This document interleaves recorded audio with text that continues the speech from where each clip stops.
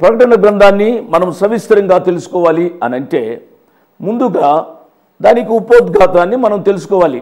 అనగా ఈ యొక్క గ్రంథాన్ని ఎవరు వ్రాసారు, ఏ పరిస్థితుల్లో వ్రాసారు, గ్రంథకర్త గూర్చి, తదుపరి ఆ గ్రంథంలోని ముఖ్యాంశాలు గూర్చి మనం ముందుగా నేర్చుకుందాం. ప్రకటన గ్రంథం, it is not a plural word. ప్రకటన గ్రంథం బహువచనం కాదు. ప్రకటన గ్రంథం ఏకవచనము అనే సత్యాన్ని మర్చిపోవద్దు. చాలామంది ప్రకటనల గ్రంథం అని అంటారు, పరమగీతములు అని అంటారు. బహువచనం కాదు, పరమగీతము ఏకవచనం. అదే రీతిగా ప్రకటనల గ్రంథం కాదు, ప్రకటన గ్రంథం. ఈ సత్యాన్ని మర్చిపోవద్దు అనే విషయాన్ని జ్ఞాపకం చేస్తున్నాను. ప్రకటన దయచేసి వ్రాసుకోనండి. అనగా ప్రత్యక్షత కలిగిన గ్రంథం, రెండవది ప్రత్యేకమైన గ్రంథం, మూడవది ప్రధానమైన గ్రంథం. నేను ప్రకటన అనే 4 అక్షరాల మీద కొంత సవిస్తరంగా మీకు కొన్ని విషయాలు జ్ఞాపకం చేస్తున్నాను. జాగ్రత్తగా వ్రాసుకుంటూ ఉండాలి. అనగా కనికరము చూపించే గ్రంథం, హృదయాన్ని కదిలించే గ్రంథం, సులభంగా అర్థం చేసుకోవడానికి కఠినమైన గ్రంథం, కడవరి తీర్పులను తెలియపరిచే గ్రంథం, కన్నులను తెరిపించే గ్రంథం, కన్నీరు తుడిచే గ్రంథం.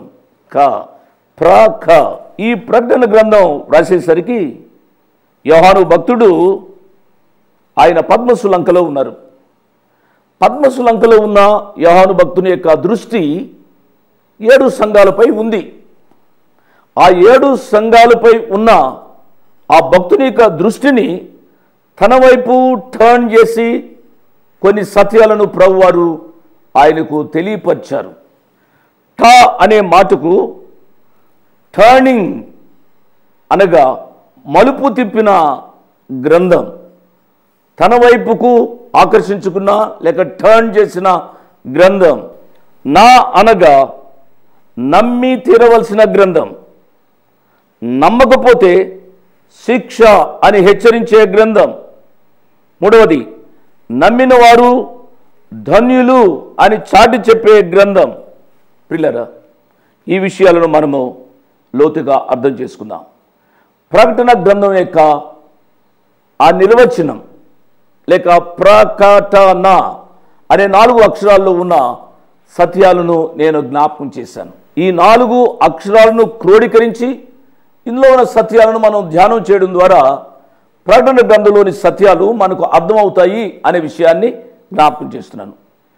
ప్రకటన గ్రంథం గ్రీకు భాషలో వ్రాయబడింది. ప్రకటన గ్రంథానికి మూల భాష అయిన గ్రీకులో అపోకలిప్సిస్ అని వాడారు. ఈ యొక్క అపోకలిప్సిస్ అనే పదం అపోకలిప్టో అనే ధాతువు నుంచి వచ్చింది. అపో అనగా తొలగించుట, కలిప్టో అనగా తెర. ఇప్పుడు అపోకలిప్సిస్ అనగా తెర తొలగించుట అని అర్థమైంది కదా. ప్రకటన గ్రంథము అనగా తెర తొలగించుట. దేవునికి మానవునికి భవిష్యత్తును గూర్చిన ఉన్న ఆ తెర తొలగించబడిన విషయాలు వ్రాయబడిన గ్రంథమే ప్రకటన గ్రంథం అనే సత్యాన్ని జ్ఞాపకం చేసుకున్న వాళ్ళని మనం చేస్తున్నాను. ఈ ప్రకటన గ్రంథానికి ముందుగా మన తెలుగు భాషలో ప్రత్యక్షీకరణము అని కూడా అనువదించారు. దేవుని యొక్క విషయాలను మానవునికి ప్రత్యక్షపరిచిన గ్రంథం ప్రకటన గ్రంథం అనే సత్యాన్ని మర్చిపోవద్దు. ప్రియులారా, గమనించండి. రేపు ఏమి సంభవిస్తుందో మనకు తెలియదు. రేపటి సంగతి దాకా ఎందుకండి, మరుక్షణం ఏమి జరుగుతుందో మనకు తెలియదు. భూతకాలం గురించి మనం చెప్పవచ్చు, జరిగిపోయిన దాని గురించి మనం చెప్పొచ్చు, కానీ మరుక్షణంలో ఏమి జరగబోతుందో మనకు తెలియదు. ఎందుచేతనగా ద్వితీయోపదేశకాండం 29వ అధ్యాయం 29వ వచనాన్ని చూసినట్లయితే రహస్యాలు దేవునికే చెందుతాయి అని వ్రాయబడింది. కాబట్టి మనము తెలుసుకోవడానికి వీలు లేకుండా భవిష్యత్తునకు మనకు మధ్యలో దేవుడు ఒక తెరను ఉంచాడు. అయితే ప్రియులారా, ఈ ప్రకటన గ్రంథంలో ఆ ప్రేమ కలిగిన దేవుడు ఆ తెరను తొలగించి భవిష్యత్తులో ఈ ప్రపంచానికి ఏమి జరగబోతుందో అనే విషయాన్ని మనకు సమగ్రమైన రీతిగా తెలియపరిచాడు, విశదీకరించాడు అనే సత్యాన్ని మనం మర్చిపోకూడదు.